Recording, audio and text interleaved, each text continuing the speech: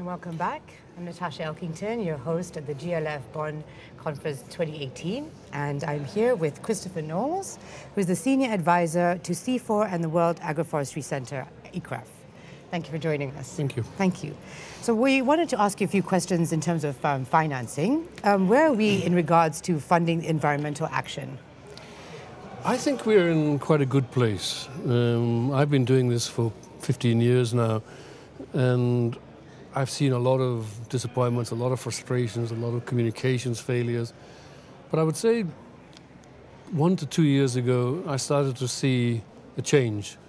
And this comes in a couple of directions. One is there's a much greater sense of reality on the ground. People are no longer saying, you've got to do it because you've got to do it. They're starting to say, you've got to do it and you can get something out of it for yourself. You can make some money, you can make a profit, so you can bring private capital to the table.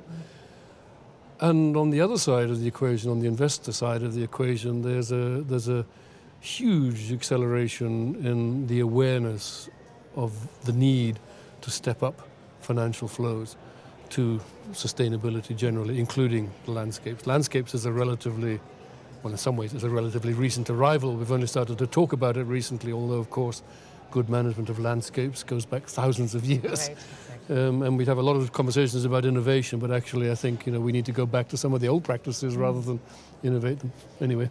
Okay, well, very interesting. So who needs to step up? Is there anyone in particular? The entire financial ecosystem needs to step up. Okay. The banks, the capital markets, individuals. To some extent, the arrival of the millenniums, and they're becoming clients for the finance industry. They're starting their pension schemes now, and they're going to be clients of those pension funds for the next 40 years. And the pension funds have to listen, and they have to respond. And those millennials are showing a much greater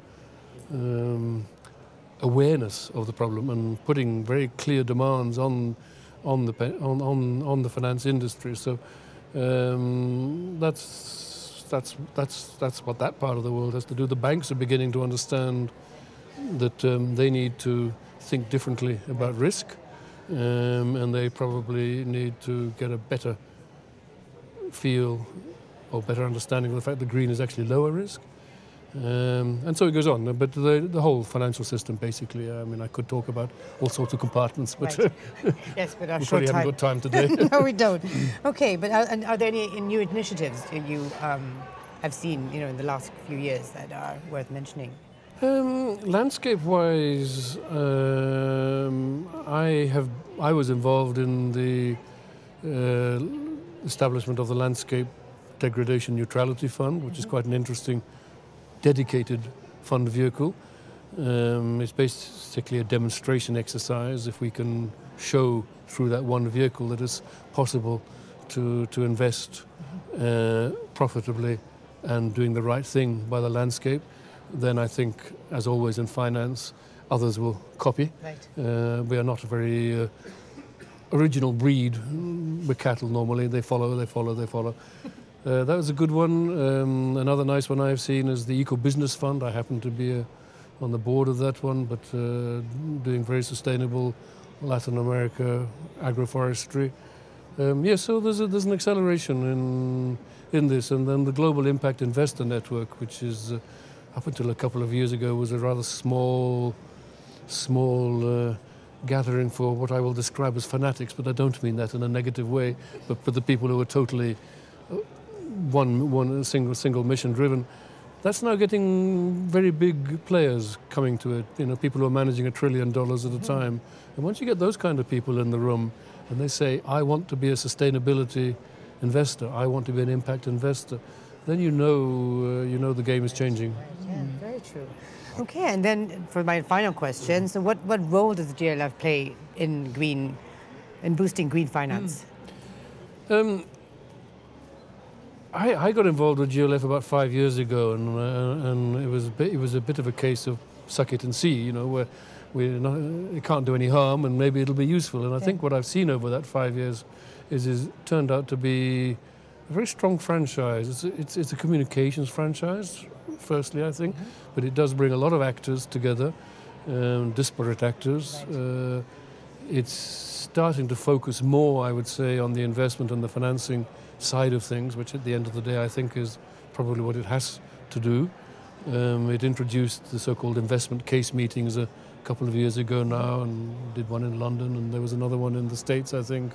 Next year it's going to come to Luxembourg, which is my hometown, so I'm looking forward to that.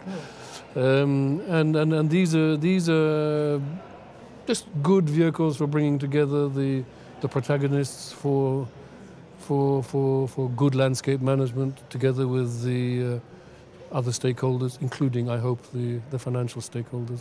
Okay, great. Is there anything else you'd like to add that you think is important about this whole experience with the GLF and with the green?